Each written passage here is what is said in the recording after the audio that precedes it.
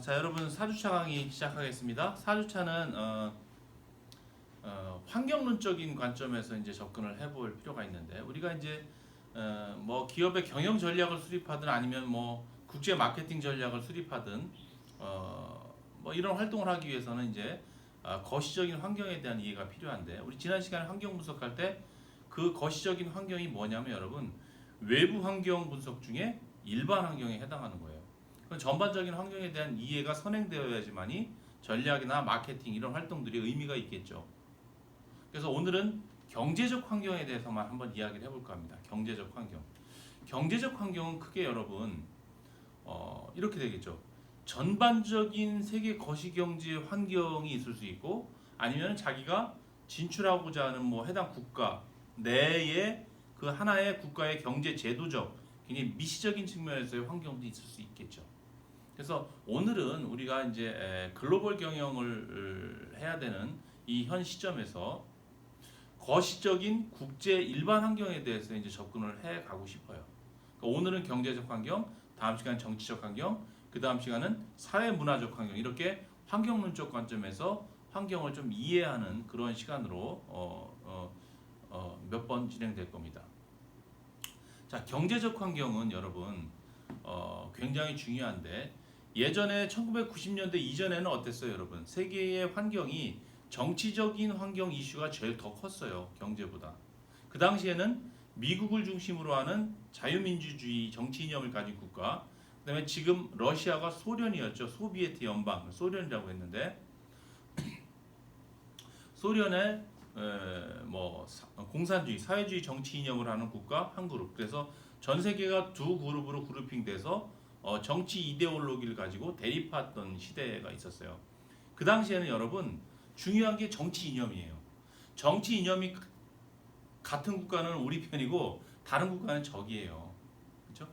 그 당시에는 지금이야 뭐 우리 베트남도 자주 가고 중국도 자주 가고 했지만 교수님 아마 어렸을 때 기억은 베트남과 중국은 가면 안 되는 나라, 적대 국가 이렇게 돼 있었죠. 교류가 거의 없는 게 아니라 없어 아예. 근데 90년대 초에 어떻게 됐어요, 여러분? 소련이 붕괴. 하나의 정치 이념의 한 축이었던 그 사회주의 정치 이념의 종주국인 소련이 붕괴되면서 러시아를 비롯해서 독립국가 연합체로 이렇게 분리가 돼버리죠. 그러면서 정치 이념 이데올로기로 갈등을 빚었던 것이 모두 종식하게 됩니다. 그 다음부터의 세계의 어떤 외교의 한 방향은 정치 이념 중요하지가 않다. 자국의 경제적 실리와 관련된 것이 더 중요하다. 이렇게 패러다임이 전환되게 됩니다. 그러면서 중국도 정치 이념이 뭐 사회주의를 취해도 경제는 잘 살기 위해서 자본주의 시장 경제 체제를 도입해서 성과를 거두고 있고 그걸 모델로 해서 베트남도 그렇게 적용을 하고 있고 그런 것이죠. 정치 이념이 뭐가 중요해? 우리 국민들이 잘 살 수 있고 국가가 부강하고 경제 성장을 할 수 있으면 그게 우선이지 이렇게 생각한 거죠. 그래서 이제 외교 정책의 변화가 정치 이념에서 경제적 실리로 이렇게 옮겨졌다 이렇게 볼 수가 있고요. 그런 상황에서 우리가 현재의 글로벌 경제의 트렌드로서 가장 큰 것이 FTA와 지역 경제 통합이라고 할 수 있어요. FTA 이제 지지난 시간에 무역 장벽 축소 시간에 잠깐 얘기를 했지만 FTA는 뭐죠, 여러분? 양자 간의 프리 트레이드 어그리먼트예요. 양자 간의 무역 협상이죠. 양자 간의 무역 협상. 그렇죠? 그런데 양자가 무역 협상을 하는데 야, 프리 트레이드면은 그죠? 자유무역을 하는 거예요. 자유무역. 그러니까 자국의 재화가 해당 국가 시장에 갈 때 아무런 걸림돌이 없는 거죠. 서울에서 생산한 제품이 전라도 아니면 뭐 경상도 충청도로 오듯이 아무런 문제 없이 그 시장에 유통될 수 있다는 게 바로 프리트레이드인데 처음부터 양개 국가 간의 프리트레이드를 지향하면 어떤 문제가 발생할까요, 여러분? 두 개 국가의 산업의 경쟁력, 다시 말해서 국가별로 그 해당 재화에 대한 생산성이 다른 거예요. 특정한 재화는 뭐 A 국가가 훨씬 더 많은 생산성을 가져올 수가 있고 뭐 B 제품은 뭐 또 하나의 국가가 더 생산성이 높을 수도 있고 그런 거죠. 바나나는 어때요? 우리나라의 생산성이 높아요? 높지 않죠. 한국은 기후 조건상 바나나의 생산성이 좋지 않아요. 바나나를 생산할 수는 없나요? 생산할 수는 있겠죠. 바나나가 생산성이 높은 나라의 기후 조건을 인위적으로 인공적으로 만들어서 생산을 할 수는 있어요. 그렇지만 어떻게 돼요, 여러분? 단가가 높겠죠. 그럴 바에는 바나나의 생산성이 높은 필리핀이나 대만에서 우리가 수입해다가 교역을 통해 수입해다가 유통시키는 게 훨씬 더 효율적이고 국민의 소비 후생 증진에도 도움이 되는 것이죠.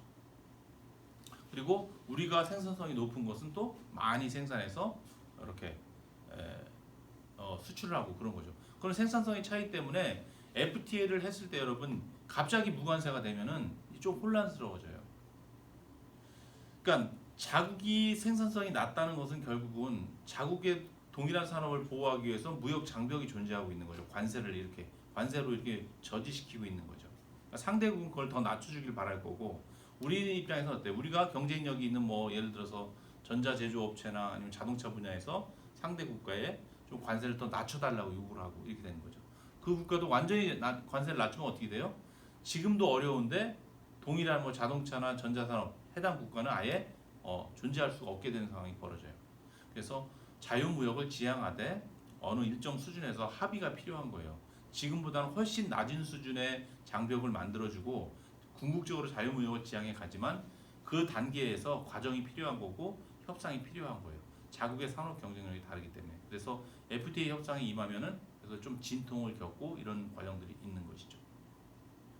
그래서 어쨌든 FTA는 거스를 수 없는 하나의 큰 경제적 환경 트렌드다 이렇게 보시면 되고 그다음에 더불어서 또 하나가 존재하는데 그게 지역경제 통합이라고 볼 수 있어요. 지역경제 통합. 잠깐 FTA를 좀 더 얘기하면 우리가 1997년도에 FTA를 처음 시도를 하고 협정을 맺게 됐는데 그 나라가 어디였죠, 여러분? 칠레죠, 칠레. 왜 제일 처음에 칠레랑 했을까요, 여러분? 의문점이 들지 않아요? 우리나라는 뭐 그죠? 자원이 부족하고 무역 위주의 경제 성장을 구가한 국가이기 때문에 FTA 협상은 우리나라의 굉장히 중요한 경제적 환경 이슈예요, 사실은. 반드시 해야 되는 것이죠. 반드시 해야 되는데 어떻게 협상하느냐가 중요한 것이죠. 또 내부적으로는 FTA가 협상이 체결되었을 때 승자가 될 수 있는 좋은 기회가 되는 산업도 있고 FTA 협상 때문에 패자 산업이 될 수 있는 산업도 분명히 존재해요. 그렇죠? 협상 결과에 따라서. 그러면 패자 산업에 대해서 이제 우리가 보완이 필요하고 거기에 대한 대책이 필요하고 정책적 지원이 필요한 것이죠. FTA는 반드시 해야 되는데 어떻게 추진하고 어떻게 결론 짓느냐가 중요하다는 거예요. 근데 그러한 중요한 FTA를 왜 칠레랑 했죠, 여러분? 그 전까지는 여러분 우리가 양자 간의 무역 협상에 대한 경험이 없는 거예요. 없는데 세계적인 경제적 환경의 트렌드를 보니까 거스를 수 없는 하나의 트렌드란 말이죠. FTA를 해야 돼요. 우리나라는 더 해야 돼. 하려고 보니까 경험이 없고 그러니까 잘못 협상을 했을 때 잘못 협상을 하면 굉장한 경제적인 타격이 있으니까 우리가 한번 시험 삼아 해보고 싶은 거예요. 해보는데 혹시라도 시행착오를 겪어서 조금 협상이 우리에게 불리하게 되더라도 큰 타격이 없을 만한 국가를 골랐는데 그게 칠레예요, 칠레. 그 당시 어땠어요, 여러분? 칠레는 농산물 그 중에서 포도 같은 거 있죠. 굉장히 생산성이 높죠. 그러니까 칠레 포도가 들어오면 우리나라는 포도 농가가 다 망한다. 막 그래서 농가에서 피켓 들고 시위도 하고 그랬던 것 같아요. 근데 실제 오픈돼 보니까 어때요, 여러분? 포도 농가 하나도 안 망했잖아요, 그죠? 그래요. 그렇게 했던 거고 지금에 이제 이르고 있죠. 그때 경험을 바탕으로 보완을 하고 내부적으로도 이렇게 대안을 만들어야 되고 협상을 할 때 어떠한 점을 더 유의해야 되고 이러한 노하우들이 쌓여서 FTA가 지금까지 진행되고 있다고 볼 수가 있습니다. 그 다음에 또 하나의 현상인 지역경제 통합체의 현상이 있는데 이건 조금 살펴볼 수 있도록 할까요? 지역경제 통합. FTA와 더불어 지역경제 통합의 현상이 하나의 글로벌화된 경제 환경으로서 지금 하나의 트렌드가 되고 있는데 이코노믹 블록 이렇게 하죠.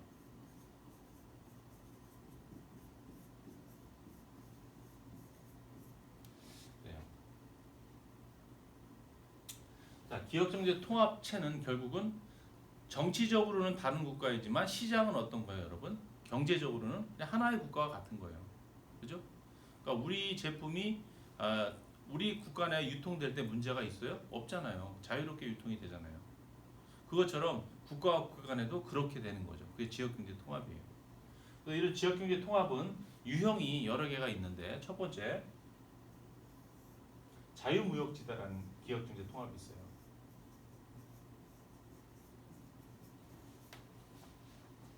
자유무역지대.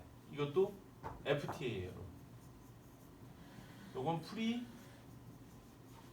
트레이드 에어리어.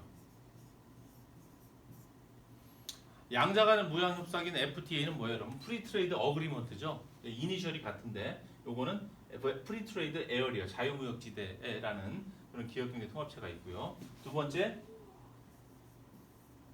관세 동맹이라는 게 있어요, 여러분. 관세 동맹. 커스텀스 유니언. 세 번째 공동시장. 그죠? 커먼 마켓 이렇게 있는.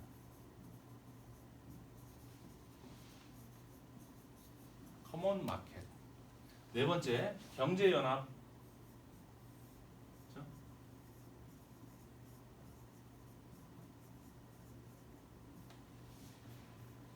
이코노믹 유니언.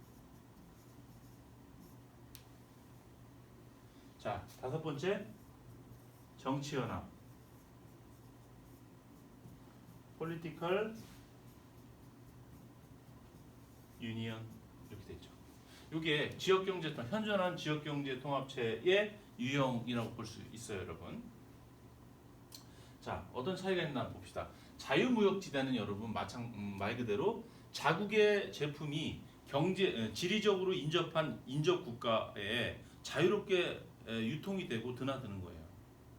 그러니까 보통 무역 장벽이 있는 건 뭐죠, 여러분? 다른 국가에 들어갈 때 수입 통관 절차에 있어서 관세와 그다음에 관세가 부여되고 그다음에 관세 이외의 여러 가지 행정적인 어떤 제재가 가해지는 거죠. 외국 제품이 자국 시장에 원활하게 유통되지 않게 또 시장에서 경쟁력을 가질 수 없게 하는 그러한 조처들이 모두 무역 장벽인 것이죠. 그런 장벽이 없는 거예요. 그러니까 뭐 A, B 두 국가가 있다 그러면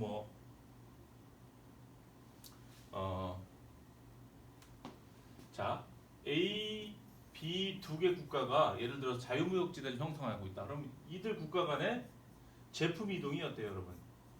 자국 시장처럼 이렇게 이동하는 게 자유무역지대예요. 미국 어디랑 붙어 있죠? 땅이 캐나다하고 멕시코랑 붙어 있죠. 이들끼리 뭐예요, 여러분? 북미 자유무역지대 나프타, 그죠? 노스 아메리카 프리 트레이드 에어리어 나프타를 형성했죠. 그게 자유무역지대예요.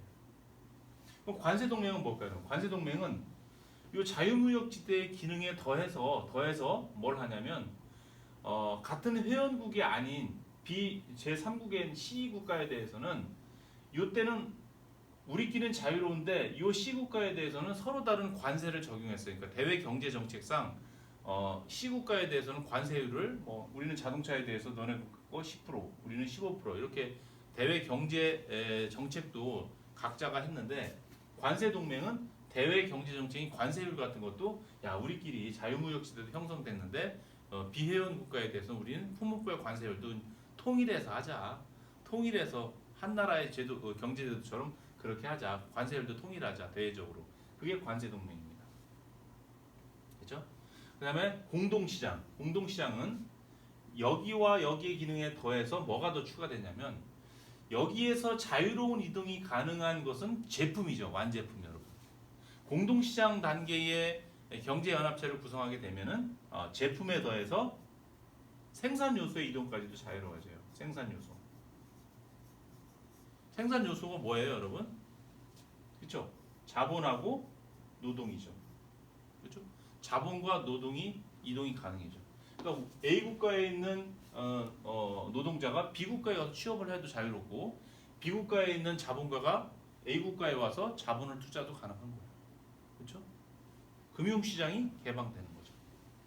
경제연합은 뭐예요, 여러분? 경제연합은 여기 있는 현상을 모두 포함하고 심지어 화폐까지도 같이 쓰는 거예요. 화폐. 이거 어디 있어요? 지금 현존하는 지역경제 통합체 중에 이 경제연합 단계를 가고 있는 게 바로 EU죠, 여러분. EU. 그죠? EU 화폐 뭐 있어요? 유로화 만들었잖아요. 유로화. 그러니까 EU 회원국이라고 해서 여러분 전부 유로화를 쓰지는 않아요. 그죠? 이미 탈퇴한 이제 영국 같은 건 파운드화를 쓰기도 하고 일부 국가는 자국 화폐를 쓰는데 EU 회원국 내에서도 뭐 그죠? 일부 국가들 17개국인가는 유로화를 쓰죠. 그런 국가들은 별도로 EU 내에서도 유로존 국가 이렇게 구별해서 부릅니다. 그리고 유로존 국가들은 경제연합 단계의 경제연합 수준의 지역경제 통합체를 이루고 있는 거예요. 마지막에 정치연합 형태가 있을 수 있는데 이거는 아직 실현되진 않았는데 만약에 EU가 좀 더 발전해서 정치연합체로 갈 수도 있는 거죠. 그리고 현존하는 EU도 정치연합을 지향을 하고 있어요. 정치연합은 한 나라처럼 되는 거예요, 여러분. 정치까지도 다 통합이 되는 거예요. 그러니까 EU에서 지금 뭐예요, 여러분? EU 유럽 중앙은행, 뭐 유럽 연방 정부 또는 뭐 법원 이런 것들을 의회, 유럽 EU 의회 이런 것들을 만들고 시험 운영하고 이렇게 하고 있죠. 그러니까 결국은 나중에 이걸 지향하는 거예요. 이렇게 되면 어떻게 돼요, 여러분? 미국처럼 되는 거예요. 미국도 50개 주가 각 주정부가 따로 있고 연방 정부가 있죠.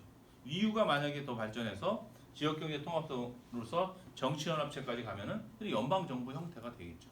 유럽 중앙의회, 중앙정부, 뭐 은행 있고 각각의 지금 있는 국가들이 미국 지방 정부처럼 주처럼 그렇게 운영될 수 있는 것이죠. 그런데 현재 지역경제 통합체의 가장 발달된 형태는 EU의 이 경제연합이라고 볼 수가 있는데 이게 그럼 성공적이냐 아니면 실패냐 이렇게 얘기할 수 있을까요? 긍정적인 측면도 우리가 봤고 부정적인 측면도 지금 목도하고 있어요. 좀 더 지켜봐야 될 문제고 추후에 역사에서 평가를 하게 될 것으로 이렇게 생각합니다. 그래서 오늘은 경제적 환경으로서 FTA와 지역경제 통합체라는 거스를 수 없는 글로벌 경제 환경의 두 개의 트렌드에 대해서 확인을 했습니다. 그래서 FTA는 지난 시간에도 이야기를 했었고 오늘은 지역경제 통합체를 중심으로 이야기를 했습니다. 그래요. 오늘 강의 여기까지 하겠습니다. 수고했습니다.